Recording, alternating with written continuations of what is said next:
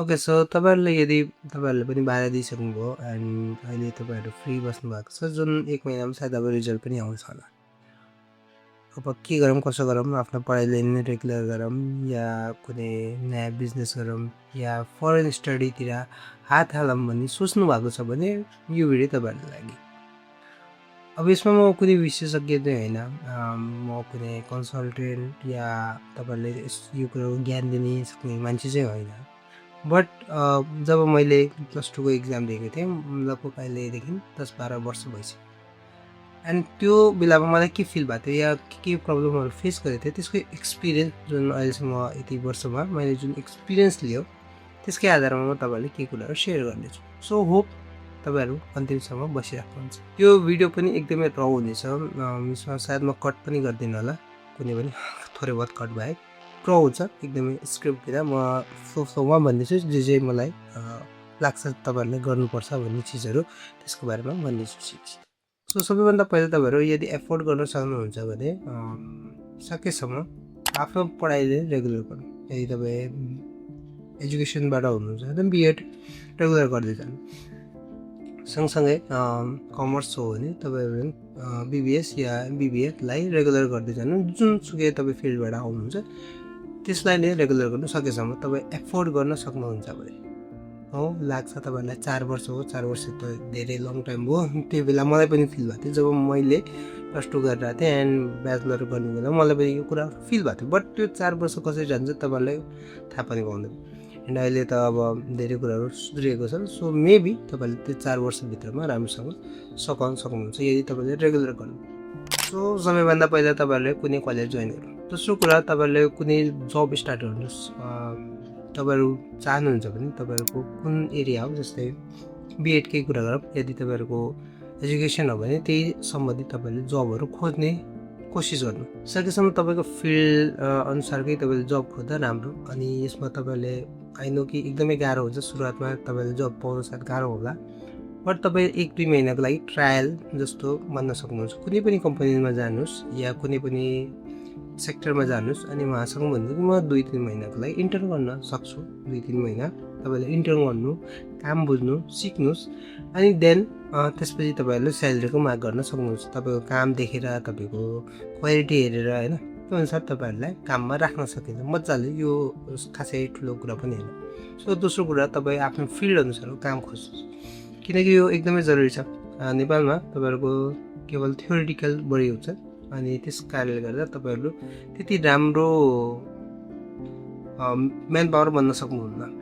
यानि कि तपाईँ त्यो फिल्डको जानकारी नै हुन्न। तपाईँ पढ्नु त पढ्नुहुन्छ तर त्यसको बारेमा तपाईँले ज्ञान जबसम्म त्यो फिल्डमा उत्रेर तुरिनुहुन्न तबसम्म तपाईँहरूले थाहा हुन्न। सो दोस्रो कुरा चाहिँ तपाईँहरूले कुनै जब खोज्नु जुन आफ्नो फिल्डसँगै होइन मेल खाओस्, एकदम म्याच गर्ने।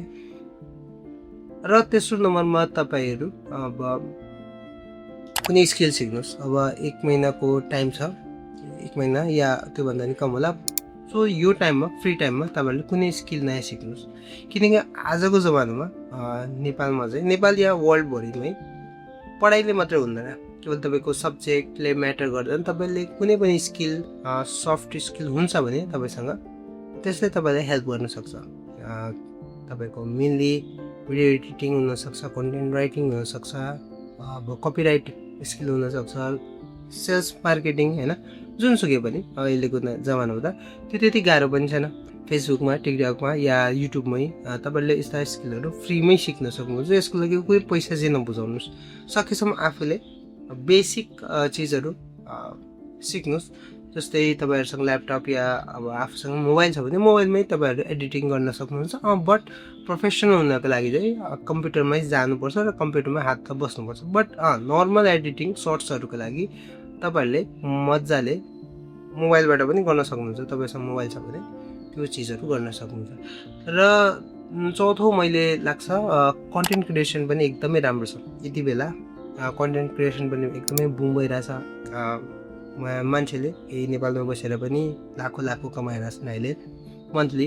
सो यसमा पनि तपाईँहरूले हात हाल्दा हुन्छ यदि तपाईँहरूसँग फ्री टाइम छ। अब मोबाइल त पक्कै पनि छ, मोबाइल छ भने त तपाईँ मजाले आजबाटै, अहिलेबाटै जुनसुकै कुराको एउटा कन्टेन्ट बनाउन थाल्नु। तपाईँको कुन फिल्ड हो, कुन इच्छा हो या तपाईँले केमा इन्ट्रेस्ट लाग्छ मोबाइल छ स्टार्ट गर्नु अहिलेदेखि। एडिटिङ नर्मल तपाईँले त्यहाँबाट पनि सिकिहाल्नुहुन्छ।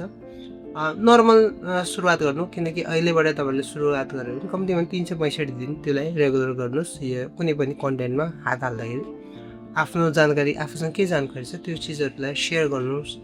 नर्मली जे पनि हुनसक्छ। तपाईँ गाउँमा बस्नुभएको छ, गाउँको बारेमा, सहरमा हुनुहुन्छ भने तपाईँको आफ्नो सिप स्किलहरूको बारेमा त्यसको बल्ल सेयर गर्नु, जस्ट सेयर ऱ्यान्डम सेयर गर्नुहोस्, ब्लगिङ गर्नुहोस्, कुनै पनि कन्टेन्ट बनाउन थाल्नु जसले तपाईँलाई 365 दिनपछि केही न केही रिजल्ट चाहिँ दिन्छ। या त तपाईँहरूले राम्रो गर्नुहुन्छ या त केही न केही कुराहरू सिक्नुहुन्छ। सो आजबाट यो कुरा ट्राई गर्नु, किनकि तपाईँसँग एकदमै फ्री टाइम छ र फ्री टाइमको तपाईँले त्यसरी सजिलो गर्न सक्नुहुन्छ।